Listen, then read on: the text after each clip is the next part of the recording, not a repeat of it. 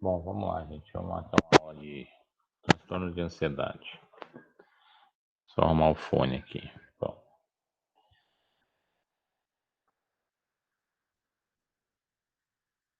então vamos lá. São respostas alimentares, né?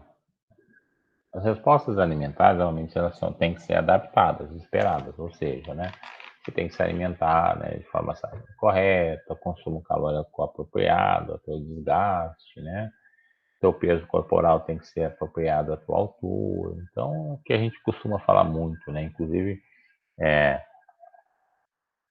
a questão do peso, né, que tem uma relação com o alimento, lógico, tem uma condição de saúde também, né, a questão da obesidade ou a questão da desnutrição. Então, a alimentação ela é fundamental, né, para o teu desenvolvimento da tua saúde, a tua alimentação adaptada.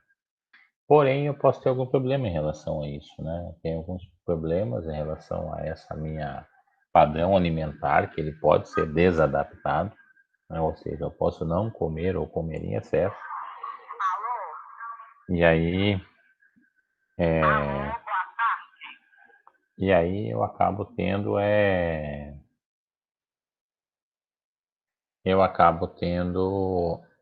transtornos alimentares, né? Que a gente, os mais comuns aí seria anorexia, bulimia, né? Que são os mais comuns, né? Mas aí também tem a obesidade compulsiva também, tá?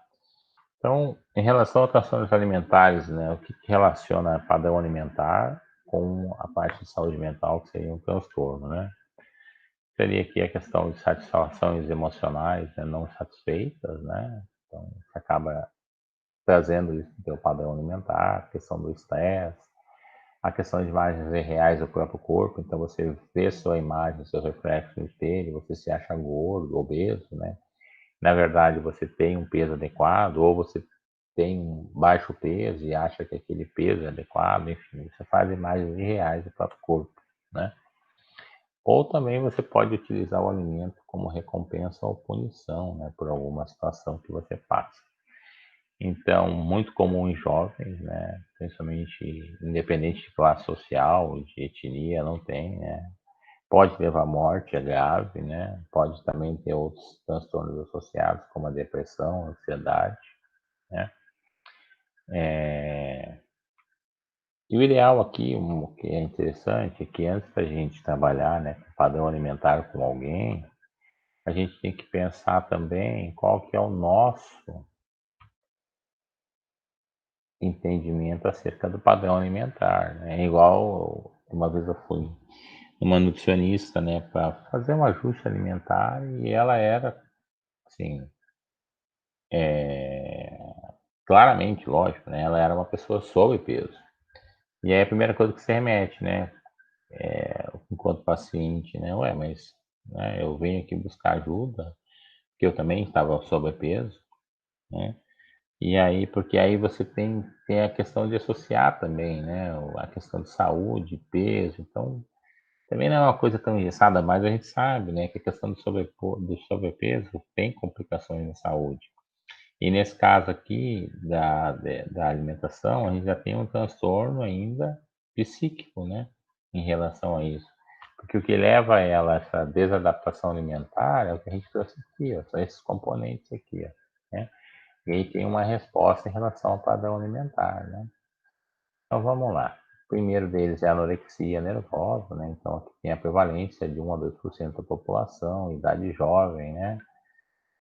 Desse total, né, fica em torno de até 10% são homens, então a maioria são mulheres, né?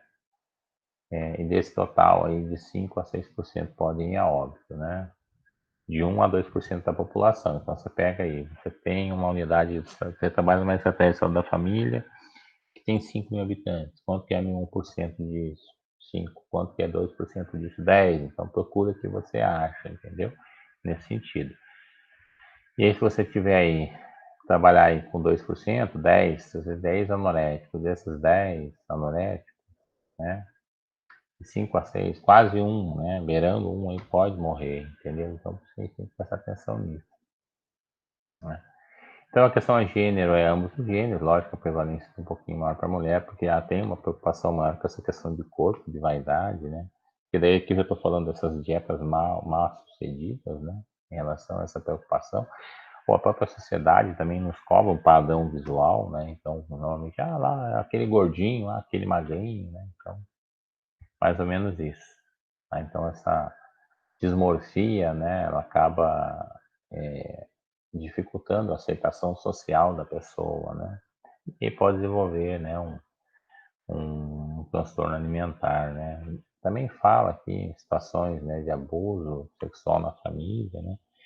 Crianças, né, que são abusadas por familiares, então elas buscam na alimentação excessiva ou na não alimentação, elas já entendem que elas são abusadas porque elas têm um corpo que atrai a pessoa, né? Então elas querem mudar isso e mudam a partir da alimentação. Então você vê que por trás de algo muito mais complexo, que é a questão do abuso, principalmente o abuso sexual, né? Você vê aí, nessa circunstância, a questão da alimentação como uma ferramenta, né? Então, o comportamento de um anorético é consumir de 500 a 700 calorias dia, para vocês terem uma ideia, um pãozinho francês de 50 gramas tem em torno de 350 calorias, então seria comer 2 pãozinhos franceses de 50 gramas por dia, né? Essas pessoas anoréticas, elas comem pouco, elas têm, normalmente seguem dietas veganas, hoje já não é nem vegetariana, nem vegetariana ou vegana, mas totalmente assim, desequilibrada, sabe? Sem, tem preferências alimentares bizarras, né? Então, né? E o que acontece, né? Então, assim, para elas, qualquer cardápio, né, que elas não elaborem é um cardápio engordante, digamos assim, né? Normalmente elas estão com peso abaixo, né, do peso normal, em torno de 85% do anorético. Então, o anorético ele vai diminuindo a ingesta calórica, né? O próximo, transtorno alimentar, também muito comum em jovens, é a bulimia, né? Que a bulimia, assim, a pessoa come em excesso, daí ela pratica um ato de purgação, que nós chamamos, né? Um ato bulímico. Ou seja, ela comeu, ela saciou aquela vontade de comer, mas depois ela provoca um ato bulímico. O mais comum é a questão do vômito, né? Alguns usam laxativo, enfim, mas o mais comum é o vômito, né? Então, para elas não ganharem peso, elas comem, mas depois elas vomitam para não metabolizar aquele alimento, para não ganhar peso, né? Normalmente são pessoas que fazem isso, né? Algumas são pessoas que o seu corpo é seu objeto de trabalho no sentido de imagem, tá? Então a bulimia é mais comum que a anorexia, bem mais comum, a prevalência já é bem maior, né? De 4 a 15%. Tá? Prevalência de homens também é maior também, né? Pode chegar até 20%, lá chegava em torno de 10%. Né? E olha aqui, ó, cerca de 50% dos anoréticos desenvolvem bulimia. Então, você pode ter um anorético bulímico, mas você pode ter um bulímico que necessariamente não é anorético, ou um anorético que necessariamente não é bulímico. Mas você pode ter um que pratica as duas coisas, além de comer pouco, quando come, vomita. Tá?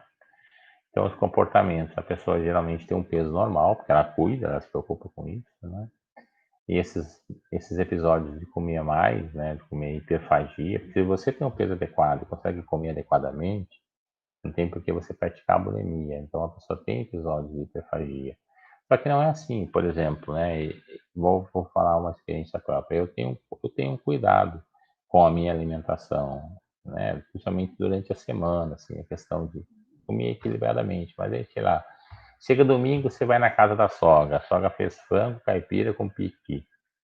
Não, né, não tem como, né, gente? Então isso não tem nenhuma relação, entendeu? Isso não quer dizer que você comeu toda a panela de frango com piqui, não é isso. Mas aquele episódio de hiperfagia, né?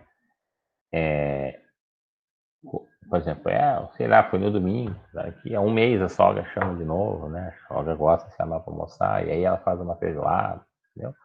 Então, aquele dia que você comeu a mais, porque tinha é, um, um evento em família, alguma situação, entendeu? Você não vai nesse contexto. Então, isso não é considerado um episódio de hiperfagia. Hiperfagia, você tem um padrão alimentar, né, controlado, E mais de uma vez durante a semana você comer, sei lá, você come, você controla comendo frango, batata doce, leguminosas, enfim, né? Tá controlando peso, né?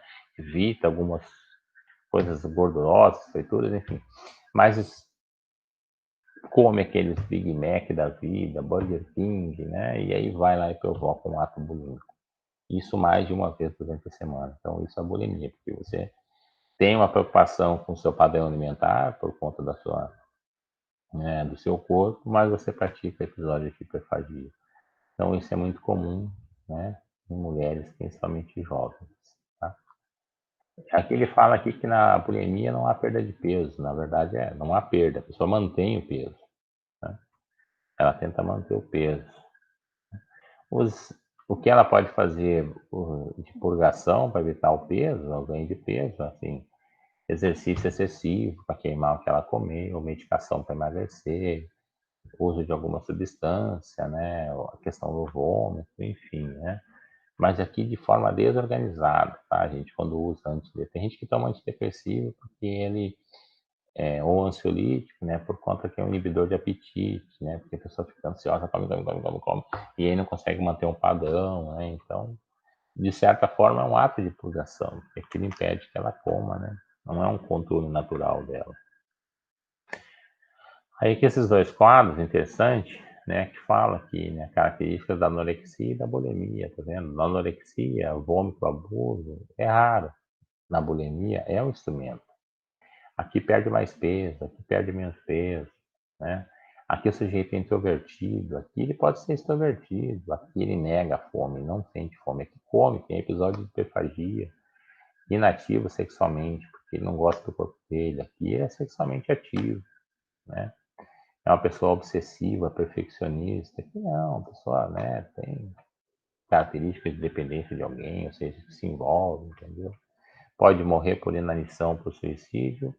Aqui pode morrer por suicídio, por calemia, né? Aqui a mulher não menstrua por conta da deficiência nutricional.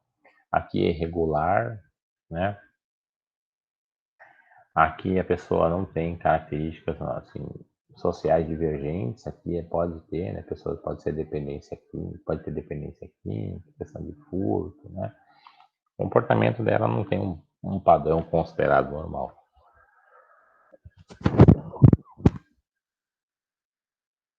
E a gente tem a compulsão periódica, né? Que é aquele sujeito que come grande quantidade de calorias, né? Não está preocupado com o peso. Ele come muito rápido, muito, muito, muito mesmo, mais do que o corpo dele precisa, né? Então, quando a gente, né, é um sujeito que come muitas vezes, né? Muitas vezes o indivíduo perde o controle no consumo, tá? Come muitas calorias no episódio só, compulsivamente. Quando formos lidar, né, com a questão dos transtornos alimentares, a gente tem que ficar atento, né, a esses sinais físicos aqui, né, no exame físico, né, a questão da anamnese, a questão da pessoa, né, como que é a condição de vida dela, né, social, enfim, afetiva, observar aqui, né, se faz uso de medicação, a questão do vômito a gente vê na dentição dela, né, se faz uso de alguma substância. Lembre-se, sempre sujeito família, né? Então, como que é a questão da família, envolvimento com a família, né? E aí aqui tem uma pergunta aqui, né? Duas perguntas básicas para você fazer quando for trabalhar com isso. Se a pessoa está satisfeita com o que ela come, né? Se ela acha que aquilo é bom, adequado. Isso você vai estar avaliando se ela está baixo peso, sobrepeso, enfim, né? Por exemplo, está sobrepeso. Ah, não, o que eu como tá bom, tá ótimo, para mim tá bom, né? E a pessoa tá lá, né? Obesidade alta, enfim, que tem as complicações de saúde. E outra pergunta, se ele já comeu em segredo, né, que é a questão da bulimia, né? Então, além disso, né, perguntar, né, qual que é o peso da pessoa, se o peso desejado dela, de fato, a questão do padrão de menstruação, se é regular ou irregular, se ela pratica jejum, se ela, como que ela vê o corpo dela, quais são as preferências alimentares, né, quais são os padrões de exercício, se faz uso de medicação. Então, uma série de perguntas aí, né? relação às complicações, né, da saúde na anorexia, tem a questão da amenorreia, osteoporose, né, então o metabolismo está enfraquecido, hipotenso, constipado, perturbações hidroeletrolíticas, né, por conta de baixa ingesta metabólica, por isso ela pode ter edema, né. Na bulimia, a gente tem a questão da hipocalemia por conta do vômito, né, anormalidades gástricas por conta do vômito, corrosão dos esmaltes do dente, hipertrofia das parótidas, né, por conta da força que faz vomitar. E na compulsão periódica, come demais, lógico, assim, hipertensão, né, diabetes, apneia do sono, dificuldade para se movimentar, né, enfim. Né. Então, as complicações psiquiátricas agora em relação ao transtorno alimentar e outras doenças. Então, fala aqui, ó, condição da depressão, pode aparecer na bulimia, na anorexia, né? Na anorexia, além disso, transtorno obsessivo compulsivo, né? Então você vai ter outras condições aí associadas ao transtorno alimentar, né? Aí os fatores predisponentes. Deixa eu só tirar isso aqui da minha frente, que acho que vocês não enxergam, mas me atrapalha. Aí, né? Então a gente tem aqui a questão dos fatores, né? Predisponentes, os biológicos, né? E a questão da regulação dos moderadores do apetite, que estão lá no hipotálamo, pode ser baixa produção de hormônios, né? Como serotonina, né? O que mais? Baixa de atividade dos opioides, né? Que levaria ao humor. Então, são os fatores predisponentes biológicos. Deixa eu mudar aqui, então, aí. Os psicológicos, né? Pessoas muito rígidas, ritualísticas, que não conseguem trabalhar a frustração, são meticulosas, têm baixa autoestima, né? Esquiva de risco, né? São pessoas que têm medo de tudo, a questão afetiva, né? Dificuldade para tolerar, né? Estados emocionais intensos, situações estressantes, elas não aguentam, né? Então, são pessoas que psicologicamente, né, tiveram um desenvolvimento não tão adequado. E os ambientais? Aí uma família conflituosa, questão das drogas, abuso sexual, problemas emocionais, né, pais que não omitem refeições, fazem esse controle dos filhos, pais que dão maus exemplos de como comer quando estão aflitos, né? Então, a filha vai aprendendo com isso, né? Socioculturais, nossa sociedade ela emprega, né, essa necessidade de que pessoas sadias, pessoas felizes, são pessoas que têm aqueles corpos definidos, né, que não tem barriga. Então, que acaba, né? Isso acaba, né, pressionando as pessoas nesse contexto, né? Então, que é a questão social, né? Então, até tu vê na escola, a questão do peso, né? Desde a infância isso, né? Em relação aos enfrentamentos, então eu tenho aqui, né? O que eu tenho como recurso de enfrentamento?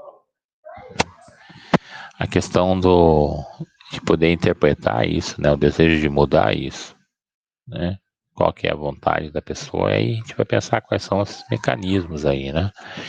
Quais são os mecanismos que você pode estar utilizando para estar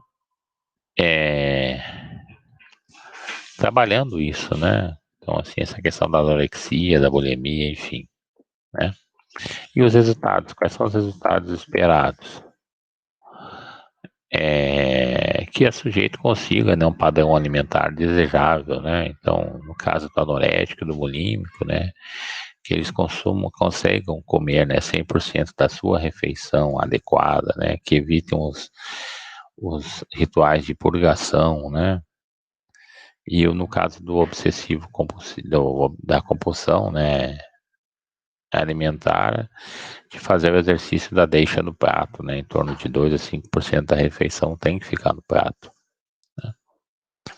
E ainda com os objetivos ainda serem alcançados, né? Que o sujeito consiga seguir um cardápio balanceado, adequado, né?